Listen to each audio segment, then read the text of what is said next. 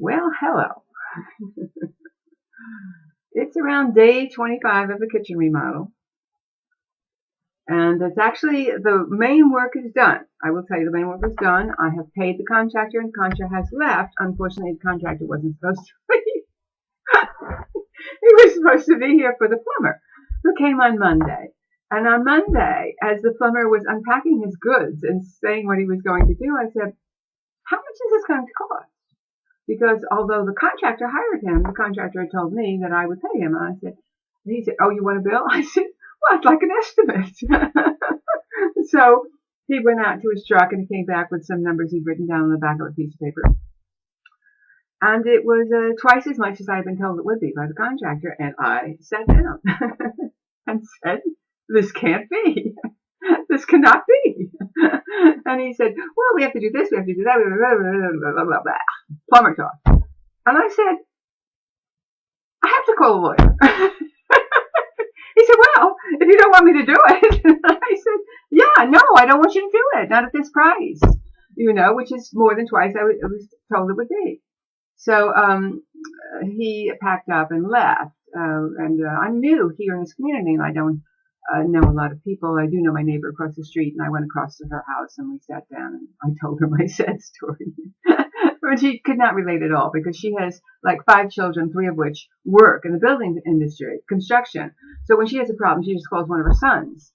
So she has no idea what costs are. When I said, "Well, you see that little piece of molding up there that they put up? Well, that piece of molding alone costs $25, and to install it costs another $40, $75. The right I've lost track of numbers. So I really feel like you almost have to become a scientist when you hire people. I mean, for instance, I bought a sink. I went to a very high-end place and looked at their sinks, and which were $300 to $800. And I went, "I'm not buying an $800 sink. I wash things in this sink. I'm not wearing the sink." So I went over to the big box store, the do-it-yourself place, and the same manufacturer's sink was there for $99.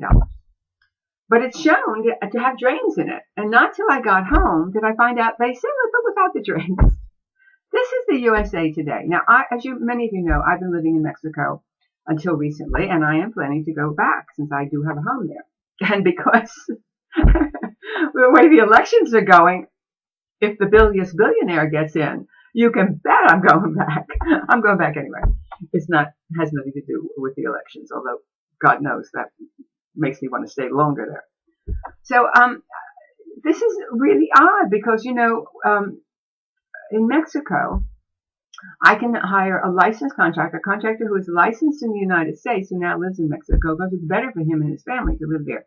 Here's the other thing that I'm getting to. For about $60 a day, and materials. Now, materials in Mexico are much more expensive than materials in the United States, so that's where they do get you. You don't want to be trying to buy a stove in Mexico. You're going to be paying a lot. You might be able to buy like a plain little gas stove here for $400 or $500. You're going to be looking at $800 and $900, and you're going to have trouble bringing it in if you try and bring it in. So, every country has the right to protect their products and their businesses, so they don't want us bringing in a lot of outside stuff. But here's the deal. This all went much longer than it should have gone. And I realized the last 2 days that the real reason was that the contractors had basically been dragging their feet and charging me for when they weren't here. And so I wrote everything up and gave it to them and took deductions for all the hours that they weren't here, which brought it down to fairly reasonable.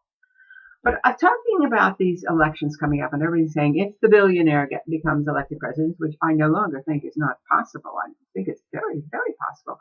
And not because people are stupid. They're very smart. And even educated people are very smart. But we are as naive to think that one person can save us. And I'm from the Kennedy generation. I thought, oh, Jack Kennedy and his brother, they're going to change everything. Well, they got shot. They were assassinated. That's how well that went.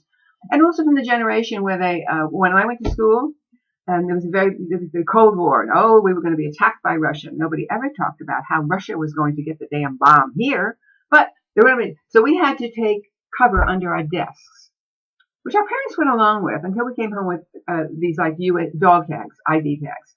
which supposedly were going to survive a nuclear blast if we didn't.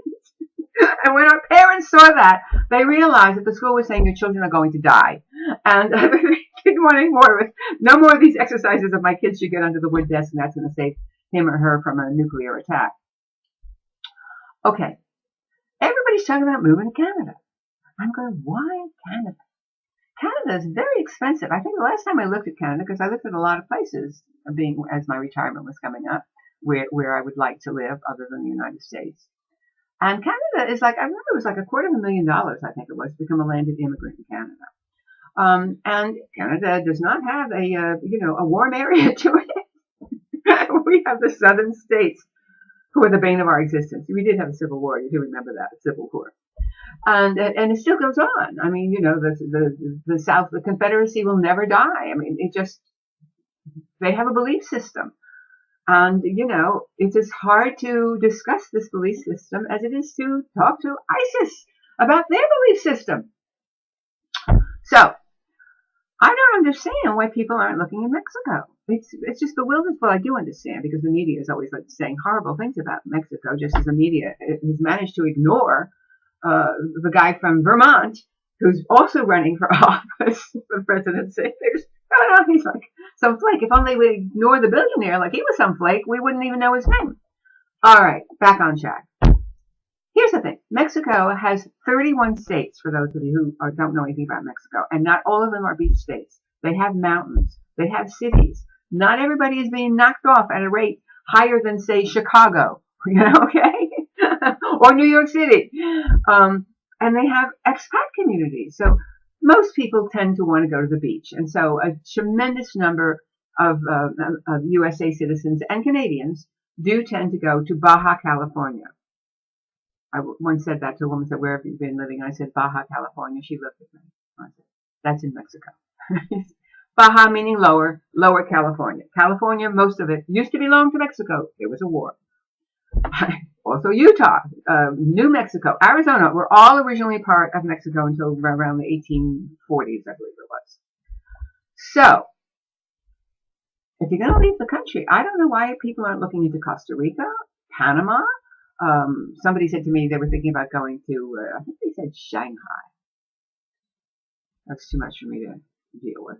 It's like, but there are many, many other places to live. And if you're receiving Social Security, you set it up at the bank and you can live wherever you want.